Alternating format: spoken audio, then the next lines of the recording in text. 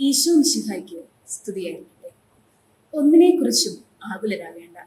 പ്രാർത്ഥനയിലൂടെയും അപേക്ഷയിലൂടെയും കൃതജ്ഞതാ സ്തോത്രങ്ങളോടെ നിങ്ങളുടെ യാചനകൾ ദൈവസന്നിധിയിൽ അർപ്പിക്കുവിൻ എന്ന് വിശുദ്ധ പൗലോസ്ലീഹ ഫിലിപ്പിയർക്ക് എഴുതിയ ലേഖനം 4-ാം അധ്യായം 6-ാം വാക്യത്തിൽ പറയുന്നു.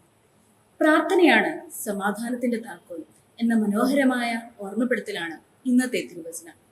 നമ്മുടെ ദൈനംദിന ജീവിതത്തിൽ അതെങ്ങനെ ഉപയോഗിക്കാമെന്ന് നമുക്ക് ചിന്തിക്കാം. നമ്മുടെ ഭാവി, സാമ്പത്തികം അല്ലെങ്കിൽ ബന്ധങ്ങൾ എന്നിവയെക്കുറിച്ചാകട്ടെ നാം എല്ലാവരും ആകുലതയുള്ളവരാണ്. എന്നാൽ നാം ഭയത്തോടെ ജീവിക്കാൻ ദൈവം ആഗ്രഹിക്കുന്നില്ല. ഉത്കണ്ഠയെ പ്രാർത്ഥനയിലൂടെ ഇല്ലാതാക്കാൻ വിശുദ്ധ പൗലോസ്ലീഹ ഫിലിപ്പിയർക്ക് എഴുതിയ ലേഖനം 4-ാം അധ്യായം 6-ാം വാക്യം നമ്മെ ഓർമ്മിപ്പിക്കുന്നു. നാം പ്രാർത്ഥിക്കുന്നതെല്ലാം ദൈവം കേൾക്കുമെന്ന് വാഗ്ദാനം ചെയ്യുന്നു. ആകുലതകളിൽ പ്രാർത്ഥിച്ച് സമാധാനം തേടുന്ന അവസ്ഥ അനുഭവിക്കാൻ കഴിയണം.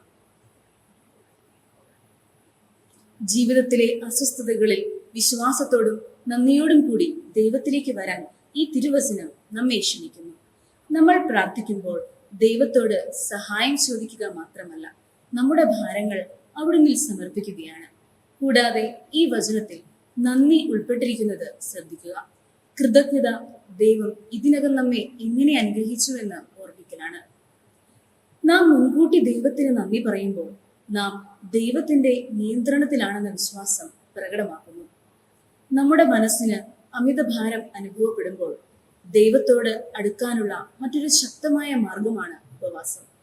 നോമ്പിനെ പ്രാർത്ഥനയുമായി സംയോജിപ്പിച്ച് നമ്മുടെ ആകുലതകൾ ദൈവത്തിന് സമർപ്പിക്കുകയും അവിടുന്ന് നമുക്കായി പ്രവർത്തിക്കുമെന്ന് വിശ്വസിക്കുകയും ചെയ്യുന്നു.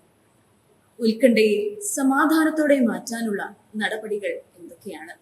വിഷമിക്കുന്നതിന് പകരം പ്രാർത്ഥിക്കുക, ദൈവത്തിന് നന്ദി പറയുക. മൂന്നാമതായി, അവിടുത്തെ സാന്നിധ്യത്തിൽ ശ്രദ്ധ കേന്ദ്രീകരിക്കുക. നമ്മുടെ പ്രശ്നങ്ങളിൽ നിന്ന് അവിടുത്തെ വാഗ്ദാനങ്ങളിലേക്ക് നമ്മുടെ ശ്രദ്ധ മാറ്റുമ്പോഴാണ് ദൈവത്തിന്റെ സമാധാനം നമുക്ക് ലഭ്യമാകുന്നത്. വിശുദ്ധ പൗലോസ്ലീഹ ഫിലിപ്പിയർക്ക് എഴുതിയ ലേഖനം 4-ാം അധ്യായം 6-ാം വാക്യത്തിലെ വാഗ്ദാനം ലളിതമാണ്. ഉത്കണ്ഠയേക്കാൾ പ്രാർത്ഥന തിരഞ്ഞെടുക്കുമ്പോൾ നമുക്ക് ദൈവത്തിന്റെ സമാധാനം ലഭിക്കുന്നു. അതിനർത്ഥം നമ്മുടെ പ്രശ്നങ്ങൾ തൽക്ഷണം അപ്രത്യക്ഷമാകുമെന്നല്ല, വിശ്വസ്തനായ ദൈവം നമ്മുടെ സഹായത്തിനെത്തും എന്നാണ്.